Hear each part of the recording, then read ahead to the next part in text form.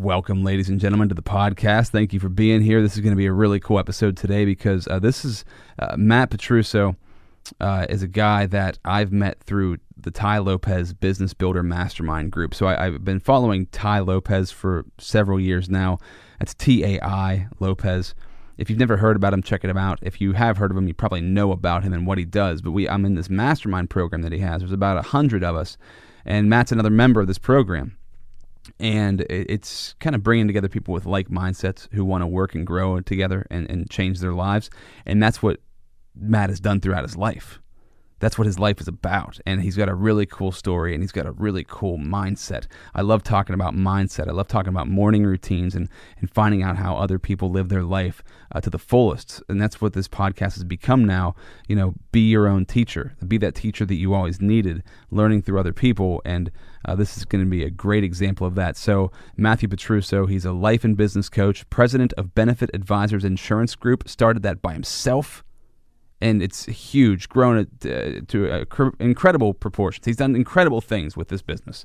President of Petruso Properties, founder of the Medicare Mentors, and author of Medicare Made to Order. So don't think like this is going to be an insurance talk or a Medicare talk. It's not. It's more about him, his life, his mindset, and how he lives it, because I find that to be super interesting and very important to learn from. So hopefully you get something powerful out of this episode. If you're looking for something powerful to change your body, change your life, I'm a huge fan of DDP yoga. I'm a big fan of yoga in general, but DDP yoga is especially effective, at least from my own personal experience.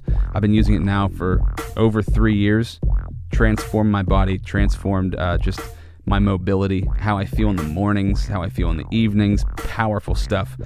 If you want to find out the full details, the words won't do it justice. Go to ddpyoga.com, find it out for yourself, what it's all about. And also, I'm a big fan of float tanks. I love getting in 2,000 pounds of magnesium sulfate. It's like floating in the Dead Sea. Did you ever see the Dead Sea where like they can kind of just float, weightless in the water? That's what a float tank is, but it's also sensory deprivation, so you can't see. The water is the same temp as your skin, so you can't really tell where your hand ends and the water begins. It's really to get you into a calm, meditative state, and a lot of us, I'd say probably all of us, need that in our lives more than ever. I know I do, and even if you deny it, I know you probably do as well. And it puts you in a different place. It puts your mind in a place it's never been to before. Your mind's used to having all these inputs come in.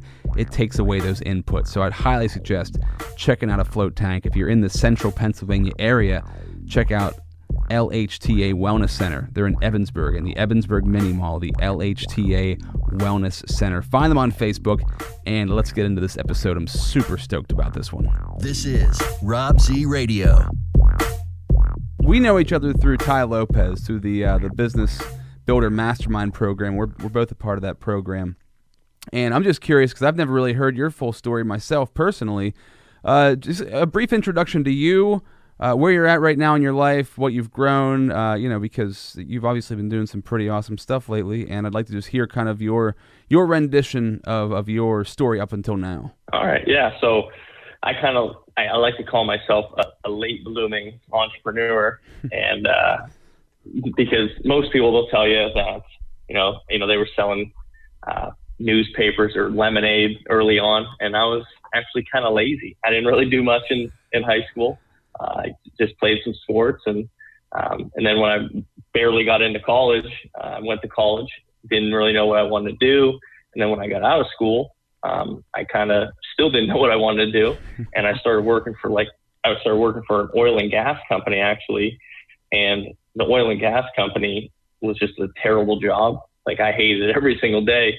And I was like, man, I can't do this anymore. So on nights and weekends, I started studying for the insurance exam, because I knew that my dad sold insurance. And literally the only thing I knew about what my dad did was he was home every day when I got home from school at like 3:30. So I'm like, man, I'm working out till like 5 or 6. I'm like, I want to be home at 3:30, right? Yeah. So that's literally all I ever knew about what he did. So I was assuming I was going to pass my test and, come to my dad and say, hey, I passed my test. And he'd be so excited, and he'd tell me to quit my job, and, everything would be roses, right? Yeah. So I actually did end up passing my test for the insurance exam first time, But when I went to tell my dad, he actually didn't want me to quit my job and come work for him, because he's like, hey, you have some school debt, you got some loans, and you have a safe, secure job. I don't want you to go through the heartache that I had to go through. And I'm like, ugh, I was kind of heartbroken at that point. So I had to go back to work, and I took his advice, and I kept working there for a little while, and I ended up actually getting a promotion. And they were going to move me out to Denver, Colorado. So I started telling everybody that, hey, I'm moving to Denver. I got this big promotion. I think I'm kind of, big time now, even though I hate the job. Right. And literally a week before I am about to move out to Denver, I get fired. And just out of the blue. Yeah. So out of the blue, I'm like, oh my God. So now, like, I feel ashamed, I literally just bought a new car. I had, this new promotion, all this fun stuff. I told everybody I was moving, I was big time. And then I'm like, well, now I have no job. So I had to actually move back in with my dad, and my dad kind of saw my pain, and he was like, all right, you're going to come work for me, but I'm not going to treat you any differently. Right. And he was a very accomplished insurance salesman that I didn't really know. I just knew he did okay. But, I ended up finding out he was like the master guru. So, and he hands me a book, and it was called it said Medicare and You on it. And I go, what's Medicare? He goes, that's what we sell. We sell Medicare health insurance. And I had no idea what Medicare even was. And basically what Medicare is a health insurance for senior citizens. Mm-hmm. And I was like, okay, I didn't even know what it was, right?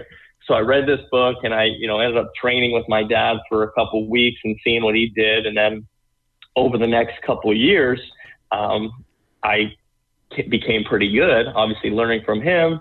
And, I built up a pretty good book of business. And by the time I was like 25 or 26, I started to realize that I didn't want to work for, the agency that my dad was working for. He didn't actually own his own agency. He just was a manager for another agency. And I did some research, and I found out that I was kind of getting, taken advantage of.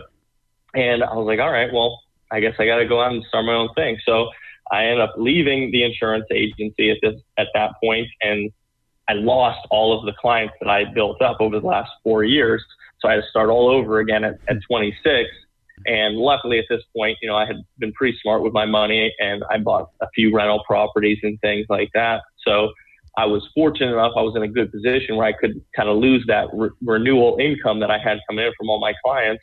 But I started my own agency at 26.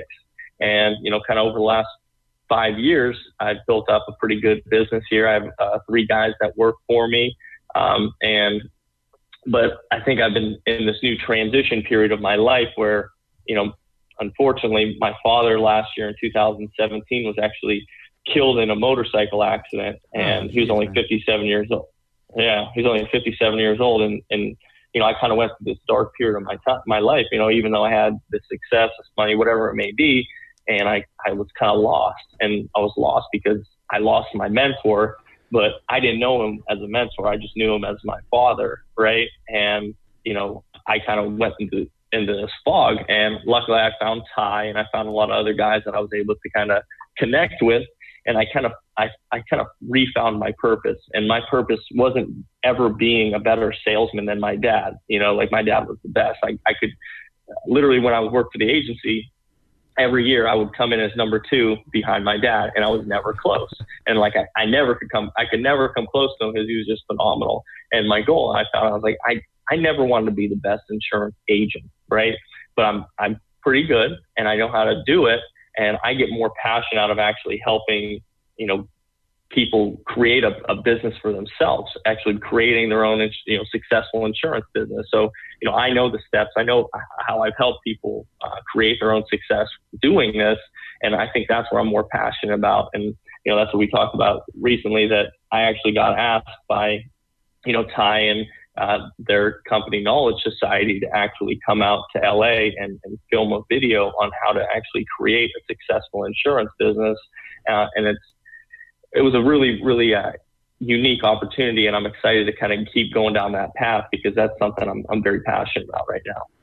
Yeah, man, that's incredible. The fact that you got to be a part of Knowledge Society and film those videos. If anybody doesn't know who's listening to this or watching this, Tai Lopez, T-A-I, Tai Lopez, look him up online. You can find out everything about him. I don't know where you started off with Tai, but I started off with the 67 Steps probably about 4 years ago this past October, right? So, I mean, so it's been about 4 years since I went through the 67 Steps and went through his SMMA program and the Millionaire Mentor program and now in this business mastermind. But he really has a catalog of courses. Mm-hmm. Amongst the other things that he does that he makes a ton of money on. He has these courses really to help people, whether they're in real estate, whether they're in insurance, whether they're in social media and e-commerce, and cryptocurrency. There's a bunch of different courses he teaches along with experts, which is why he brought you on as an expert in the insurance agency, in the insurance world, that you built your own business unto yourself, to help other people really learn practically instead of the old way the school system taught. The old way of teaching, reading books and going through and learning from somebody who just teaches it and doesn't actually do it. Like, you get to learn from people who actually have done it and have been very successful. So, yeah, I think it's incredible that just the bulk of work he's put together and the fact that you're getting to do this, that means you're on another level at this point in time, that you're out there actually doing that. Now, I find it totally... I love the fact that you started this off by saying you were a late blooming entrepreneur, because I was too. Same situation, man.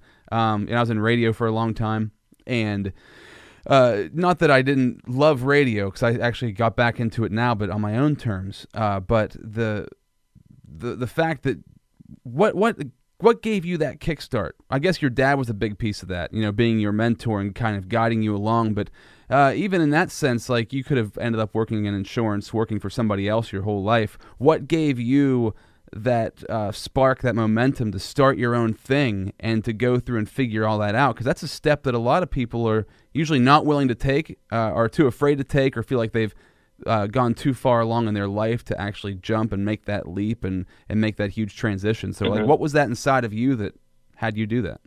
Yeah, so I've actually been thinking about that a lot lately, just kind of retracing my path and looking at what happened in my past that kind of triggered me to do that. And that is a great question, because I know there's a lot of people that kind of get stuck. And what I think it is it all comes down to the belief in themselves. And I trace this back to my life, and when I was growing up, my father was actually an alcoholic for the first 15 years of my life. And, that's pretty, a turning point in a lot of kids' lives, especially as a male. When you're 15, 16 years old, that's when people are starting to, start smoking weed and drinking beer, whatever it may be. Mm-hmm. And, I saw the pain that it went through for my family, that, my dad ended up being getting sober for the last 15 years of my life. And, he really changed his life around. But I saw at a young age that, he was not drinking to, feel better. He was drinking to kind of get away from the pain. And I kind of made a decision in my life that I'm not going to be this person. So I never, I don't drink, I don't smoke or anything like that. And that kind of, at an early age, I didn't know that this was doing this to me, but I became obsessed with doing things that most people won't do. Right. So, the things that people don't want to do, I actually get a high, and I'm obsessed off of doing those things, so that's my obsession. When people go out and drink, people go out and, that's why I work out a ton. I literally, I have a crazy routine, and I actually get a kick out of it when people tell me how crazy I am for what I do. I wake up at 4 o'clock I literally do. I wake up at 4 o'clock in the morning, I take a cold shower, then I go to the gym, do all this type of stuff. And people are like, man, that's crazy. I can never do that. And every time somebody says that, it's like a fuel. It's a fuel for me. And, it's all tied to my identity, and it's such a mindset, because whenever you're at a point where you don't want to grow, because you're in this comfort zone, and it's all based upon the identity that you built for yourself.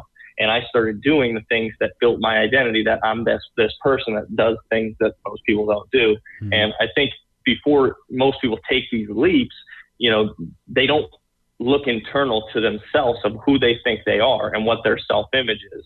And when they try and take the leap, their body and it's uncomfortable for them, because it's outside of their comfort zone. Mm-hmm. And I think you can't I mean, your body will literally try and pull you back if you're not used to going outside of your comfort zone. And I make it a habit for myself to like push myself past that comfort zone. Yeah, man. I tell you what, that is so unbelievably huge. I was just talking to somebody yesterday about this, and for some reason in my life, the word pain comes up a lot, because pain is usually seen, pain and fear, right? They're usually seen as these things that are, stay away from those. I don't want to be in pain. I don't want to be in fear. Those are bad. But when you can switch that and then understand that like pain and fear are signals, they're neither good nor bad. It's just it's a signal that you're doing something that you're not comfortable with. Your body's not comfortable with it. Your mind's not comfortable with it.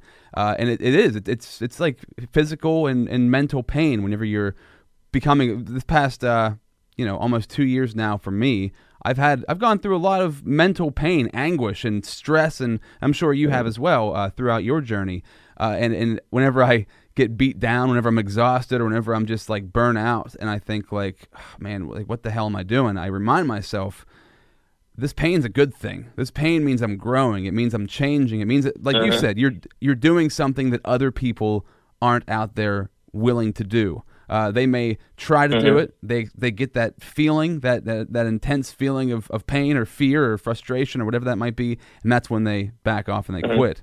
And I don't know for you personally, but my goal on this podcast is at some point in time to get Tai Lopez on here, because I want to talk to him about what he's done throughout his life and what he's taught in his courses, and people have taught him that you have to see somebody else who has done it, and then you have to listen to mentors, whether they're in person or if they're over the internet, if they're in books.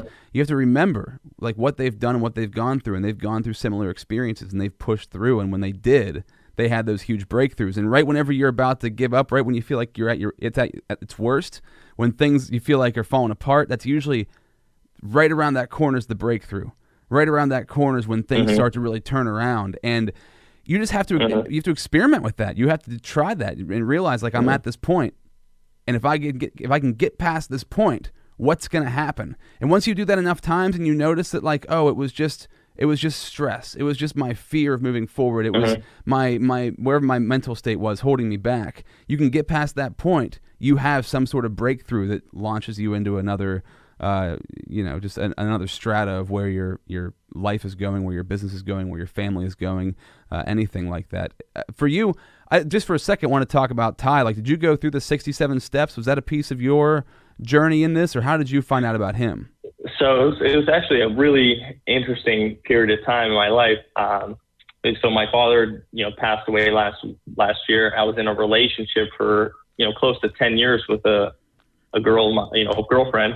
And, things kind of sputtered out, and I did some things and caused some pain in her life. And, we ended up splitting up, and it was right before the 10X conference at Grant Cardone's. And it was this year, it was in 2018. It was, last year, I guess, last year in February. And I really didn't know much about Tai. I honestly didn't. I think I heard of him. I probably got advertised by him or something like that, but other than that, really didn't know much about him. And he spoke on stage, and when he spoke, I was like, I think I'm just gonna give it a shot. I'm pretty open to everything at this point. My life was kind of in shambles, and I'm like, I need to make some changes in my life. And I really kind of connected to his message of it's not just about the money, right? It's about living the good, optimal life and living all those pieces, those foundational pieces.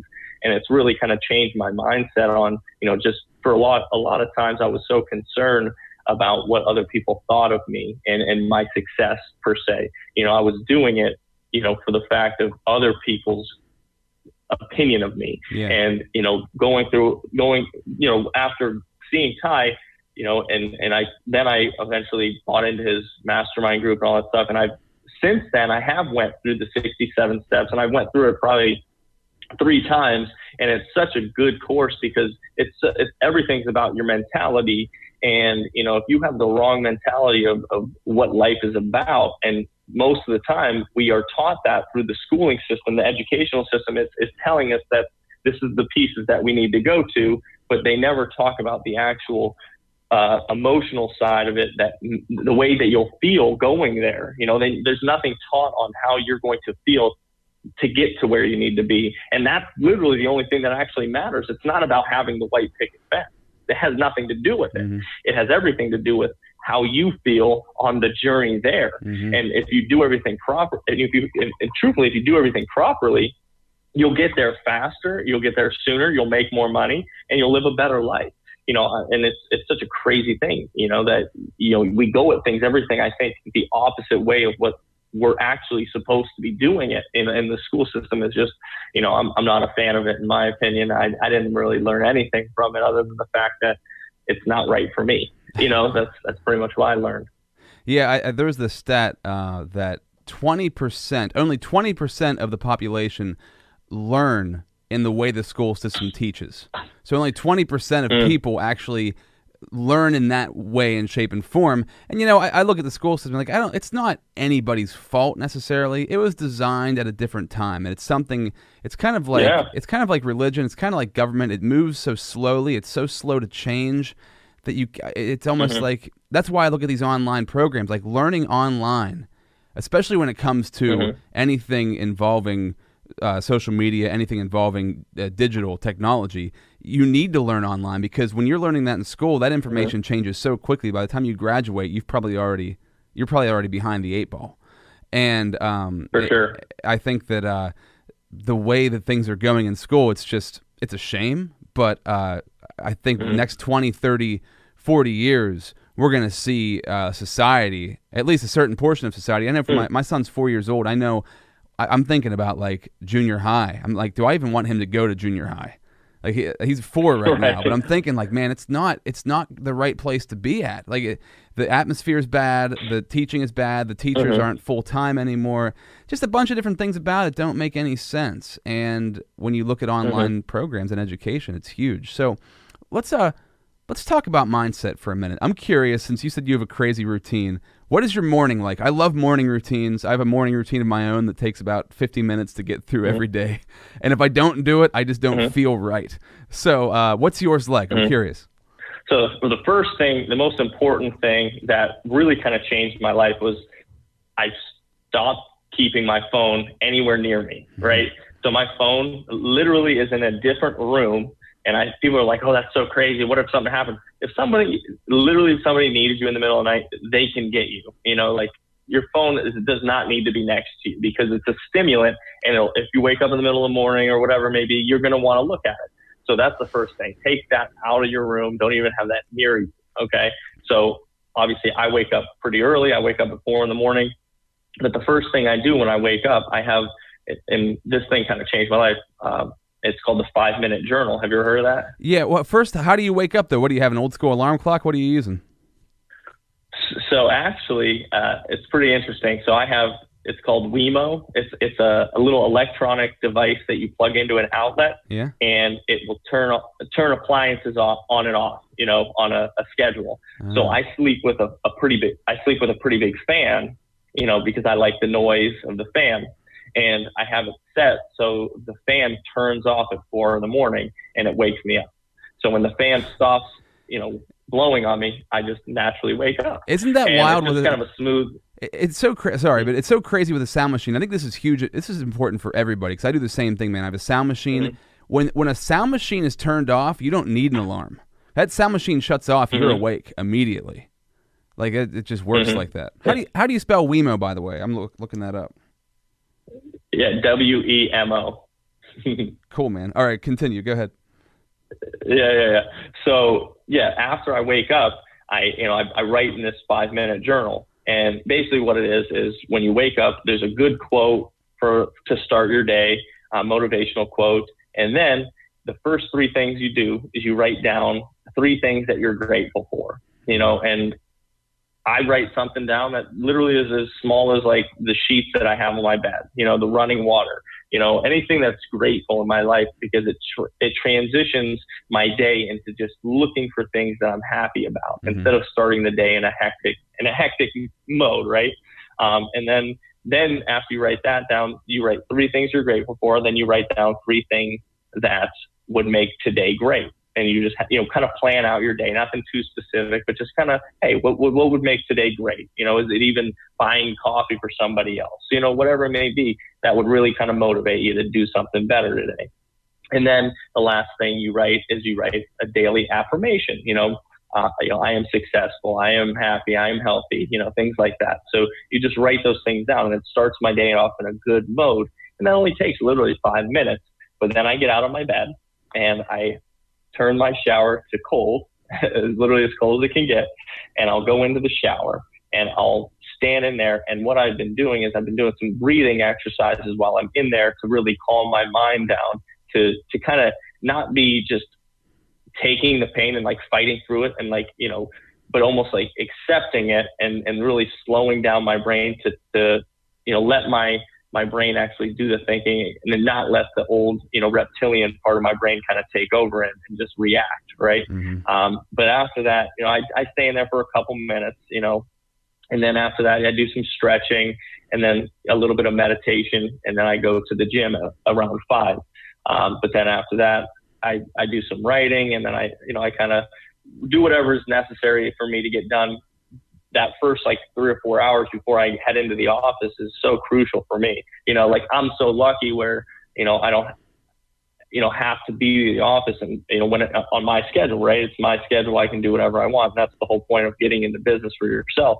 But I know that having that peace of mind by myself in the morning is so important to me, because I know that I can be easily affected by other people. And that's one of the things that I'm working on right now is making sure that I don't let other people affect me. Mm-hmm. I need that time for myself.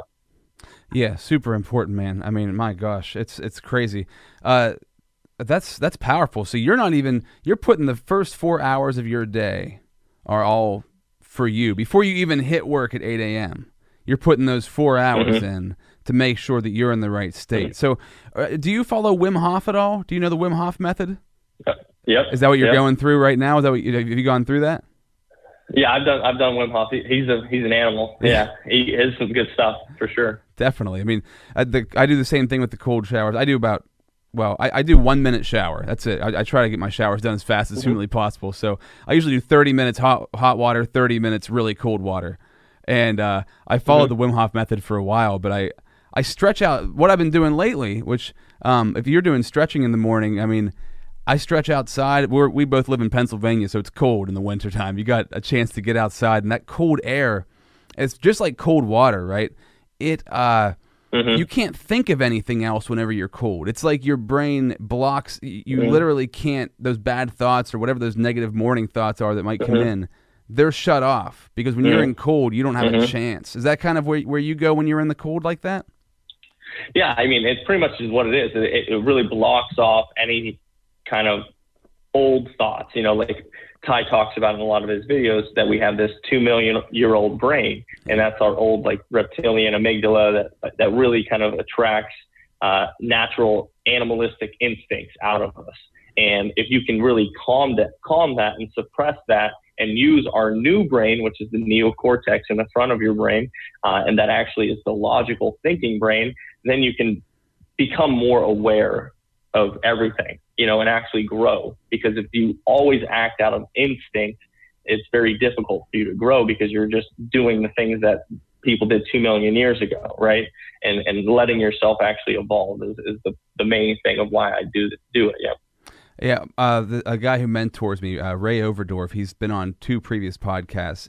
One thing that he told me that's always stuck with me is that we have approximately 80,000 thoughts per day, okay?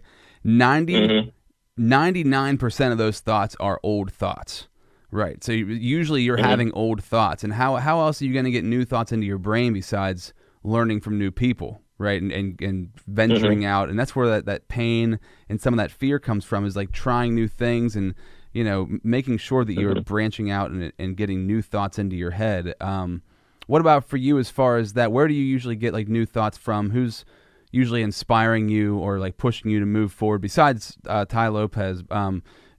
As far as what you're reading or who you're listening to, what have you been into lately, or who has helped you the most? Yeah, so I mean, Ed Milet, do you know who Ed is? Oh, yeah, definitely. Yeah. So Ed's just like, he's so powerful because he speaks from who he is. You know, you can tell that's who he is. And it's just like, it's so powerful. He's just a very inspiring person. So Ed, if I'm ever trying to get pumped up and actually like motivate myself a bit, you know, Ed is great. And then I just finished this book by Joe Dispenza. It was called Evolve Your Brain. And it's really, really interesting. It just kind of gives you the full neural breakdown of how your brain works and how you can actually transform all of your thoughts into what you actually picture your life to be. And it all comes and starts with your head and your brain. And once you stop triggering the animalistic things and actually think logically and advance your thinking through different thoughts, right? But yeah, I mean, I'm always trying to learn something new and just know that I don't know much, right? and continuously learning things. But what learning does is it allows you to be more confident to take action, because you know, I know so many people that are so much smarter than me, but you know, I guess if I were to judge them on, you know, happiness and success, I would imagine that they're not nearly as successful as me, right? Because they don't take action on what they learn. You know, they get all this knowledge in, but they're afraid to take action. And really nothing becomes unconscious and habitual until you take action. And that's how you integrate new ideas and new thoughts into your life. Is, you know, you learn, you know, you have to learn from, you know, experts, and I read books constantly. And you have to basically implement whatever you learn. And then hopefully after repeated implementation, it becomes unconscious, and that just becomes a new way of who you are. And that's basically my kind of process of when I want to learn something new. I'm like, I know it's going to be difficult because it's going to push me into believing something I didn't know before, but then I have to implement it into my life until it becomes an unconscious habit. Yeah. I was just talking to a girl today, and she was asking me, she started this nonprofit company for kids with childhood cancer. So she has like a clothing line behind it, and she was asking me about video and stuff like that, and like, because she's very shy, very introverted, really uncomfortable on video, and she was asking me like, how do you get more comfortable? Because I was never that comfortable either, and I told her, I mean, it's literally just consistency. It's just doing it. You don't even need to release the videos, but you need to record yourself on video like every single day and just practice. Yeah. Because whenever you start speaking, like, it's just, you know, when somebody says, well, I could never do this or do that, well, the only reason you can is because you haven't been doing it, you know, and you're probably not going to be great at it at first, but it's like the 67 steps, those 67 days, those 2 or 3 months that you put in are going to change that. They're going to begin to change little habits. Then those 2 or 3 months turn into 6 months. That turns into 18 months. By the time you hit 18 months, if you've been doing something consistently, you're going to be pretty damn good at it around that mark. Certainly. And I think that, like, people think like, well, that's not possible. I used to think that wasn't true. That's what I used to actually. My wife used to tell me like I could change the way I think, and I'm like, I can't. This is my brain. I can't change the way I think. That doesn't make any sense. But it's that's who I am, right? That's who I am. Exactly. We identify as this person. We're not that person at all. With these thoughts, and I want to hit on meditation here. Like, we assume these thoughts we're having are our own thoughts. We have billions of thoughts flying through our head. We're just grabbing a hold of the ones that we've dug in the deepest. We've rode those thoughts out the longest, and we've stuck with those the longest. So those ones to us are true. And tell me about your meditation journey. How long have you been doing that for? Because that's something that I've been doing for several years, and I'm going through this amazing course right now by this guy, Michael Singer. It's incredible, and it takes a while to get to the point where you can start to see your thoughts. Instead of like grabbing them, you're like, oh, there they are. They're not actually me. They're just options. What stage are you at? How did you get into it? Tell me your journey through that. So I'm still a newbie. I'm a very, very, very, very, very newbie on the meditation side. I still struggle with it, but I know the benefits that come with it.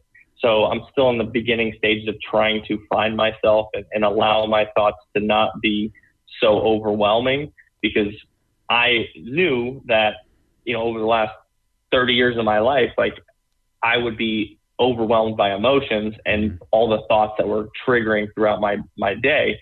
And I'm like, man, why is this? And once I started learning that, oh, this is actually because of neurochemicals being transferred through your brain from unconscious thoughts, like, but you can actually change that through meditation. I was like, wow, I guess. So now I educated myself, I learned it, but now I'm in the process of like, it's difficult right now. It's tough. It's like, this is something new, like how it's not working, but you have to keep doing it. You have to keep repeating it, and you have to keep trying. And, hopefully, I know the end goal will be that, I'll be able to handle these thoughts much better. And I think that's the belief that you have to have, is like, when this new thing, you look and you say, okay, well, these people that are doing this meditation, it can't be just not working if everybody's doing it, like, why would it not work for me? Right. So I am starting to see the success from it, but, I'd love to hear a little bit more about how it's helped you, because it's something like I'm very interested in, for sure. Yeah. So I started with the Headspace app. Andy Puddicombe, the Headspace app, I subscribed to that for 3 years straight. So I did that. I tried to do it every day. I mean, at least 10 minutes a day. I usually got in, more than that.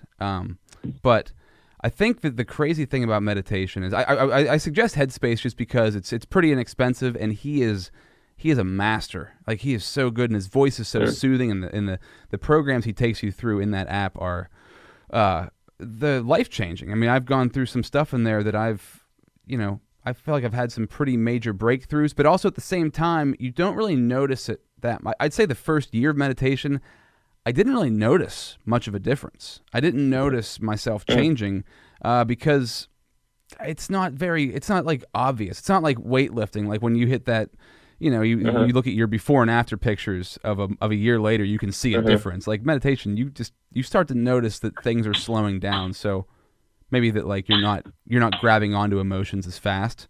You're recognizing feelings pop up.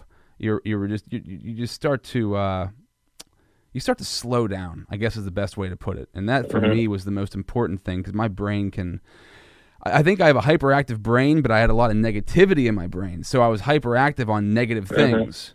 And it's not that I had to be that way. It's just I have to it's like peeling an onion. Like you're just peeling layers off. And I think, and this might sound, this might demotivate some people, but I didn't really have any real, what I would call breakthroughs in meditation for at least 2 years. And that's just me personally. I don't know if some people probably would progress a lot faster than that.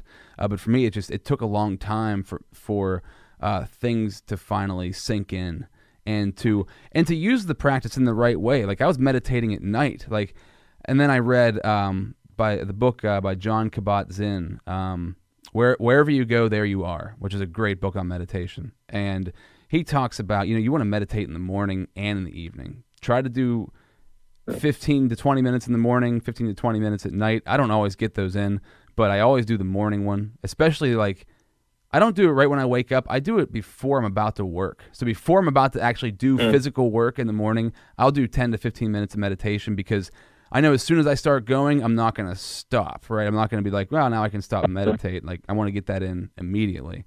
And I've noticed through doing that my day whenever I do it, my day is smoother. Whenever I don't do it, my day is a lot more difficult to handle. And I also know that here's a cool one, and this is one that. So I have a lot of back pain. I just have back issues, and I do this. I just sitting in the meditative pose hurts me. It hurts my back to sit in that pose. So I used to just do lake meditations, which is just laying on the floor flat and meditating that way, which can be very nice. But I started doing the seated meditation, and then instead of running away from the pain, whatever that pain is, I would gently set my focus on it, and gently set my focus on that pain. And as I was meditating, I would get deeper and deeper into that spot to where I'd finally get to where that, at least what I would feel in my mind, I finally got to that place where that pain was. And when I got there, it didn't hurt anymore. It was like like my body would create all of these phantom pains to try to detract me from where the real pain was. But when I finally got there, which might take 20, 30, 40, 50 minutes sometimes to get to that spot, but when I would get there, I would be at such a place of peace, because that's like the idea of focus, right? It's so hard for me. Focus has been a big issue, and that kind of that meditation taught me like to focus on like a pain point. Man, you can focus so hard on that because it is so obvious. It's sticking out like a sore thumb. So when you dial in on it, it can help you to that focus you can learn through that is something you can use in many other aspects of your life. But just one more point on this is this guy Michael Singer. The Tony Robbins podcast. If you listen to Tony Robbins, he has had the episode he had on recently was Tony Robbins, his wife, and this guy Michael Singer, and Mickey Singer, I guess they also call him. He is a meditation master. He's a guru, and they had an amazing podcast. Check that out. And then I'd buy his course. I bought his course. It was like $200, and I'm about halfway through it right now. And dude, it's changing. I can tell, like, just from listening through it on the first listen through or the first watch through of the videos, it's changing my brain. It's changing the way I look at my life. And you were talking about being grateful. Like, he breaks down gratefulness as, even like nothing that you have, you didn't make anything that you have. Like my clothes. I didn't make my clothes. I didn't make this desk. I didn't make this webcam. I didn't make this microphone. You didn't make your house. Maybe some people did, right? But you didn't make your car. You didn't make the world. You didn't make air. Like, you can be grateful for literally everything because you didn't do anything to make it happen. Besides, like, being successful and making money and maybe making the right choices here and there. Besides that, like, everything is just kind of there as a gift. And that's one of the big things he focuses on, and that's kind of just over the past month has changed the way I've been looking at things. When I get frustrated or angry, it's like, dude, I'm just here experiencing life. I'm just experiencing it. It's happening to me. It's happening for me. It's not happening to me. So it's just things are happening, and I should enjoy those things. I should take advantage of them and get the most out of them and make sure I'm helping others along the way as well and help them experience a better life, because all these things are just kind of here for us to take advantage of. They're here for us to benefit from. So that may be a long-winded answer to your question, but I would say that was good, dude. That in the book, his book is The Untethered Soul. So the book's The Untethered Soul, and I think the course is the same thing. It's just fantastic. But so you go through your morning. Let's talk about work. Like, what do you like whenever you get to work? What's your mindset like at work? How has it changed from the past to where you're at now? Right. So like when you were before you started being an entrepreneur, before you started this insurance business, to where you're at right now, like what are the major differences and how are those differences, beneficial?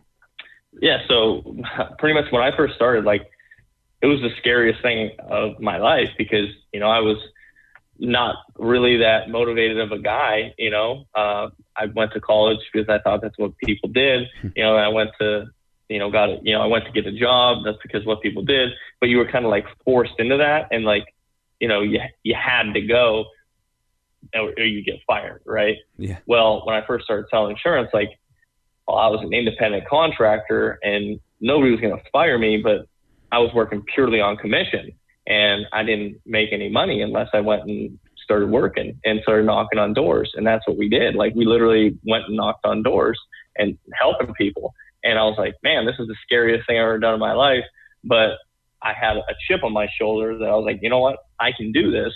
And it was so scary. And I remember the first day I knocked on 15 doors and nobody would talk to me. And then it was like 4:00 in the afternoon. I'm sweating. I'm in a, old 2002 Honda Civic with no air conditioning, roll up windows. Yeah. I'm sweating into the middle of July, and I'm like, oh my God. So I go up to this house and I don't know if to this day, I can't remember. This guy might have just bought something to make me feel better about my day or whatever. Right. But like, I sold something the very first day that I was out there. And it built some confidence in myself. And then after that, I was like, you know what, I can do this, right? I can do this. And then after that, it's just getting a belief and start doing it in repetition. And then now I have such a good knowledge base. And when I was first starting, it's something so new and I wasn't that great at it, But now it's like I become so in tune and such a master of this one niche that my confidence is so high that I know my service is so beneficial to the people that I help that it's almost like a force in me that I know that I have to help them. And if they don't let me help them, then they're losing out. So it's this belief in, you and your ability to serve. And that's where it kind of changes, and it changes your mindset and your perception of what you're actually doing. So that's why now it's so easy for me to know that, whether it's with my clients that I'm helping or, some of my, agents that I'm helping, I know that I can help them because I've been through it. I've knocked on 10,000 doors. I've been there, I've done it, and I have knowledge now, on that. And that's kind of the difference, the transition period that, like Maxim Gladwell talks about, like the 10,000 hours, and Ty talks about the 10 dark years, all that stuff. Yeah. But it's like people want the success right away. They see the end, journey of the journey and all the accolades that come from it. And I know means am I there, but like they don't know the journey that it took to get there. And the journey is actually what makes it better too. Like it sucks when you're in it, but like when you're doing it, it sucks. But like when you get through it, you're like, oh man, I get to tell these stories. I get to tell all the things that I went through, and it makes you a better person. Because if somebody just handed you everything, I know a lot of people that have been handed things and they're just miserable beings because they have no purpose. They have no fulfillment. They have nothing to actually show for it in their own being. And that's kind of the difference now is like, I've done the success for myself.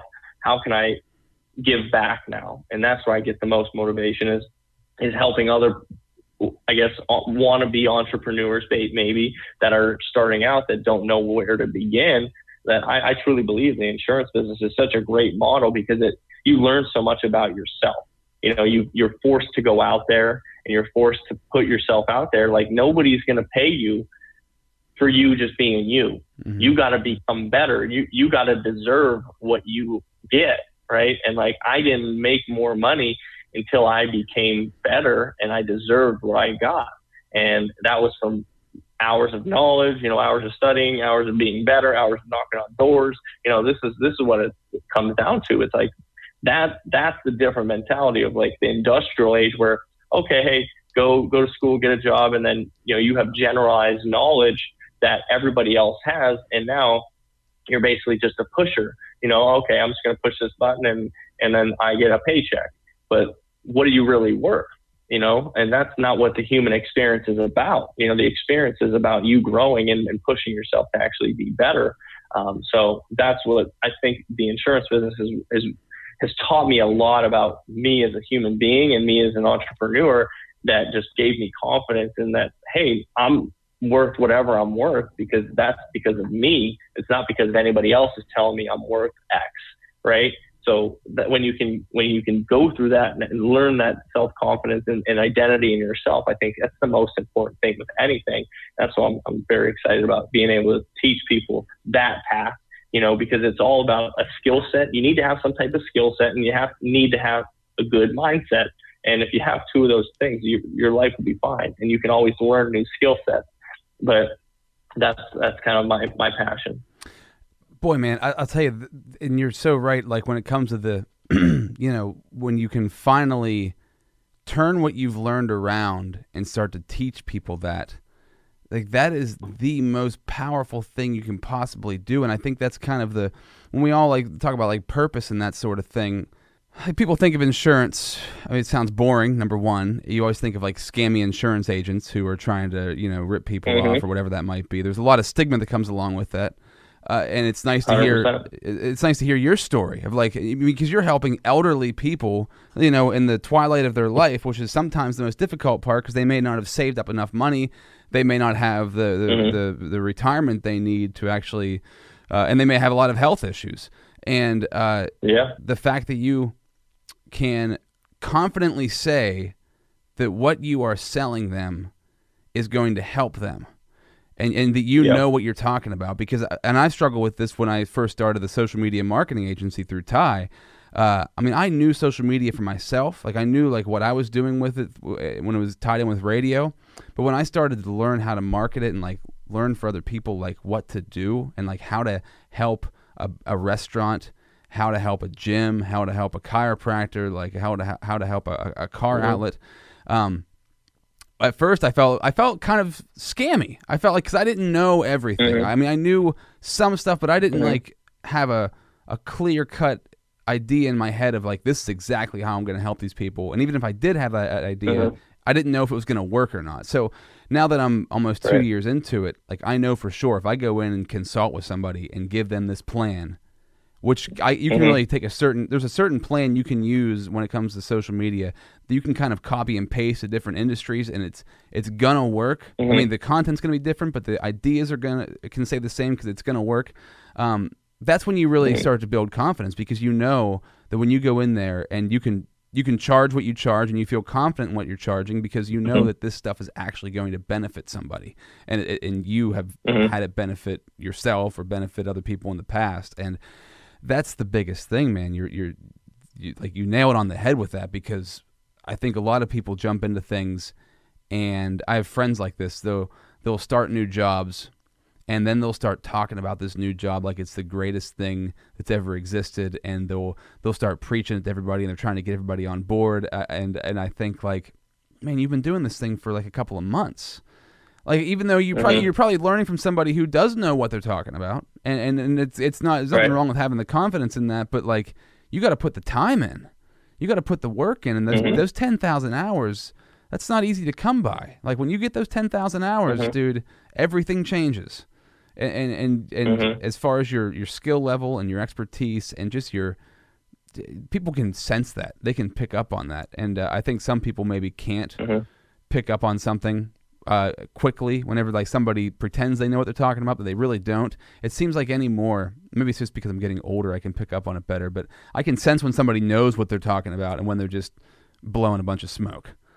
And there's and if they're actually living it, right? Yeah, and they're actually living it too. So how do you live that? Like, what is your? I guess here's another question I wanted to ask. So one of the issues I always deal with is knocking out negative thoughts, man, because negative thoughts come in all the time. What do you do when those thoughts come in? What are they for you? Those general negative thoughts you get, and like how do you knock them out and move past them? I think the biggest thing that I deal with is like this imposter syndrome, of like who am I to help people? Who am I to tell people that they can be successful?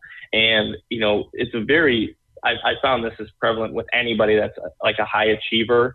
They kind of have this like imposter syndrome because we always want more, right? We always think we should be doing better. We should always be doing more. We should always get more. We should be giving more, all this stuff. And I feel like I'm an imposter. Like, who am I to give this information to? Who am I to do this?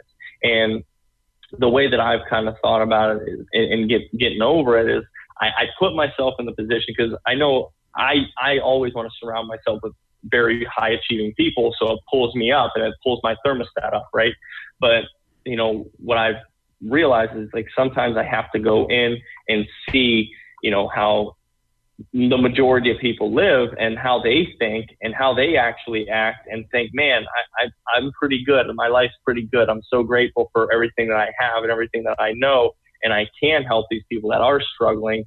And it's like, once you start changing the perception of, it's not about me, it's about who the people below me that may benefit from what I actually know, and you come from a place of service. And then that kind of changes my trigger of negativity that's going through my own head of like, oh, you're not here yet, you're not here yet. But when you think about it as like, oh, I'm not here yet, it's a selfish mindset, because you're thinking about you. I'm not here yet. I'm not where I need to be. I'm not there. But then if you come and say, okay, well, I can help this person because they don't know this or they don't know this, and I can actually help them, then it kind of, that's what helps me kind of transition my thoughts on it. Yeah, definitely. Battling those thoughts, when you can change it and switch it around and focus on somebody else, that's when it gets really powerful. That's when it definitely is. That's the best way to do it, for sure, to focus on others instead of yourself. No doubt. What's this look like for you? So in the future, man, like what are you building? What are you moving towards? Because it sounds like, being able to go out there and obviously help the elderly with insurance, that's huge. But when you're talking about helping entrepreneurs and doing that, what did that look like for you? What do you have in mind? So yeah, my idea, what I found out, is just becoming very self-aware of like what you enjoy doing and what you actually are passionate about. And that's why, I reached out to you and we were chatting, and I thought it'd be great to come on here because I really want to get my message across about, having some type of proper mindset that we're not taught, right? Because I went through this and I knew the highs and the lows, especially nowadays with such, so much following on social media and Instagram and Facebook, and like the suicide rate is so high. And one of my best friends actually passed away just 2 months ago from a suicide because he was a very successful man and he couldn't get over his depressive thoughts that he wasn't good enough. Right. Yeah. And I think with social media and everything like that, it's very, we're dictating our own thoughts off of other people's opinions of our own things. Right. And, my whole message is to be able to build confidence in yourself by doing things that other people won't do. And that's my whole message. And I want to speak to that to a lot of people, and whether it's, getting them started in the insurance business or whether it's just motivating, students at schools and colleges. Like I picture myself down the road to be, a speaker. Like that's what I'm passionate about is getting my message across, getting my mindset across, because I luckily learned at an early age that it all comes down to confidence and it all comes down to not doing what the herd does. It's doing what you want to do, but not letting other people dictate what you actually truly believe you are. And that's really where my path's going. I do want to create this course and this education course specifically on people that want to get into making money and getting their mindset right and having a good skill set. And I'm so passionate about that. But, the main thing is like, that's a part of it. That's part of it. And I think I really want to be able to motivate people just to change their mindset in general and know that they can do that. And it's really up to you, to be able to do it.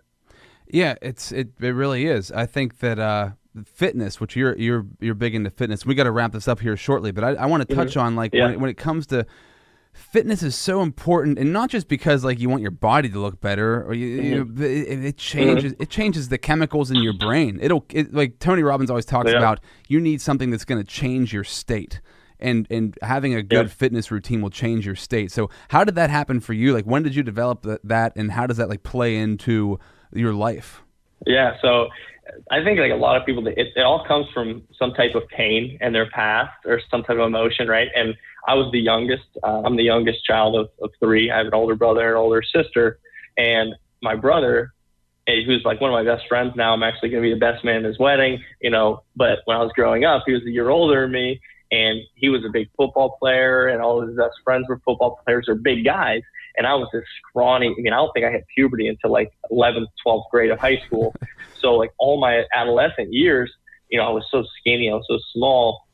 And I played soccer, I played volleyball, all these like, kind of girly sports and these big football players. But, not like they picked on me, but I look at it as like they trained me to be who I am now. So like, I'm not mad at them for whatever they did when they picked on me or bullied me or whatever it may be. Like, it's the way you perceive what happened to you. Some people could have held that in and been like, oh man, I'm the worst. I'm the worst. These people take. I'm like, no, I'm like, they picked on me to make me stronger. So now I was able to handle that. And now when I got into college, I was like, you know what? I can start working out. I can start lifting weights. I can start improving my health, my physique. And, it started out, I think we all, we start out with something and you have to have some type of motivation. And the motivation to me was to be like, I want to be a little bit bigger. I want to be stronger. I want to be able to kind of handle myself. And then after that, it's like, okay, I feel better and I feel confident with myself just because of doing that alone. Like, and I found out, recently that it's not all about vanity. It's about living a healthy life, but it's also being able to build the confidence in yourself to do that extra rep when you tell yourself to. And it comes down to like making that promise to yourself and then keeping it and doing a little bit more than what you said you were going to do. And in the gym, it's very easy to do that because, hey, I got 3 sets to do, 12 reps each, and then I'm just going to do 13, or 14. And that's just little things that you can actually keep yourself accountable for. And it's much easier to really build that confidence in yourself because it's something so tangible. Like you can see it. Like I know I did 14 sets, or 14 reps. Like I know that. And it's something that it's not only best, good for your physical, side of it, but your mentality is so important with it. And it is changing your state. It changes your state to be a better person, right? And there's so much science out now that just it's ignorance if you're not working out or taking care of your body. You know what I mean? And that's pretty much what it comes down to now. Yeah, dude. So I've been doing it's a form of yoga called DDP yoga. So DDP was Diamond Dallas Page, old professional wrestler from back in the 90s. And like I said, I have a lot of back and shoulder pain. So like, man, that program when I do DDP yoga, like every time I do it, my body, I can feel my body cuz I going back, my dad was a bodybuilder back in the 70s. Actually won Mr. Altoona, the city I live in, twice back in the 70s. So I didn't grow up with him, though. But my little brother did. My little brother's 7.5 years younger than me. And my little brother was, like, stronger than I was. And he was 7.5 years younger than I was. So I'm like, man, I got to start lifting weights. So I lifted weights for about a decade. And then I got into yoga. And because lifting weights, it can definitely it gives you euphoria. It definitely gives you, it makes your body feel good. When I got into yoga, though, man, and I'd finish like a DDP yoga workout, it's like my body would thank me. It'd be like, "Thank you for doing this," because it just you could feel like you're releasing so much tension and so much stress and things that you don't even know what are in there. Like, if I get angry, like if I feel like I'm having an irritated kind of day, I'll think like, "When's the last time I worked out?" And it usually has been a couple of days. I'm like, "Shit, it's been 3 days since I worked out," and I'll go do a workout, and after 40 minutes. 50 minutes, an hour, all those feelings are washed away. Like they're just gone. And that is so freaking important. There's just like, it's hard to put into words like how important that is. And hopefully people out there, because I think a lot of people now work out more than we used to back in the 90s or the 80s or the 70s, and working out smarter as well. And I think if you're trying to grow yourself personally, if you're trying for personal development or business development, exercise has to be a part of it. It has to be. Yeah. There's no way around it. So thanks you, man. Matt, thank you for joining me. This has been an awesome podcast. I'd love to do this again in the future. We have a million more things that we could talk about. I know that for sure. Yeah. Anything you want to say before thank you you go? for having me, for sure. Yeah. How can people find, if you want people to find you, like if they want to talk to you or reach out to you, how can they do that? Yeah, maybe just on Facebook or Instagram. It's just my Instagram's Matthew, Matthew, Petruso, Petruso. It's just at Matthew Petruso. And reach out to me if you have any questions. If you want to get into insurance, if you want to just learn how to handle your mentality a little bit better, or if you want to learn anything about fitness and nutrition, I'm kind of, those are my three passions. So if you have any questions about any of that stuff, reach out and I'll be more happy to talk to you. And I like your Instagram too, man. Your Instagram's all videos and it's just you throw little nuggets out there. Is that something you just started doing? Yeah, that was something like you said about your friend that was, she didn't know how to get in front of a camera. I'm like, well, if I want to start speaking to people, I better start speaking, right? So that's what I did. I was like, I just need to start speaking. And they're not, they weren't great videos. And I don't think they're anything great, but it's like, it's me testing out myself and like getting comfortable behind the camera, being comfortable speaking and just being able to communicate properly. And, you get better. I'm not amazing at it by any means, but it's like, well, you don't get better by just hoping you're going to get better, right? Yeah. So I started doing it. Very cool, man. Yeah, check out his Instagram because you're adding more content on there on the weekly basis, and I think a lot of that's really good information. Thanks for coming on again. I'll be seeing you soon at 10X. I imagine you're going to 10X. Yes, sir. All right, sweet. So anybody listening to this, if you happen to be going to Florida for 10X in February for Grant Cardone, we might be able to meet up there. But, dude, thanks a lot, and have an awesome day. All right, you too, Rob. Good talking. Man, that was a great conversation. Lots of nuggets in there for you to pull. Lots of information in there for you to pull from. I hope you dug that. Make sure you check him out on Instagram, Matthew Petruso, doing big things. And like I said, life and business coach, president of Benefit Advisors Insurance Group, Petruso Properties, founder of the Medicare Mentors, author of Medicare Made to Order. So he's done a lot in his life already. I think he's only 30 or 31, and he's got he's just getting started on brand new things, and I love to hear that. So follow him on Instagram, follow his story, because he's going to do awesome things. And I can't say enough about joining networking or masterminding groups. There's nothing more powerful than joining a group of people who have a like-minded ambition to move forward, to grow, and to change. And that is really what those kind of groups are all about. That's how I met Matt. So I would advise anybody, if you come across one of those, seek them out, find them, and join them. Shout out to DDP Yoga, sponsor on the podcast. Life-changing stuff. I cannot express it enough. ddpyoga.com. Check it out. Get the app on your phone, on your tablet, and also to the LHTA Wellness Center in Evansburg, Pennsylvania. I hop into a sensory deprivation tank there once a week. If you're not in the central Pennsylvania area, find a sensory deprivation float tank in your area and check it out. LHTA Wellness Center. Until next time, thanks for listening. It's so good to be back.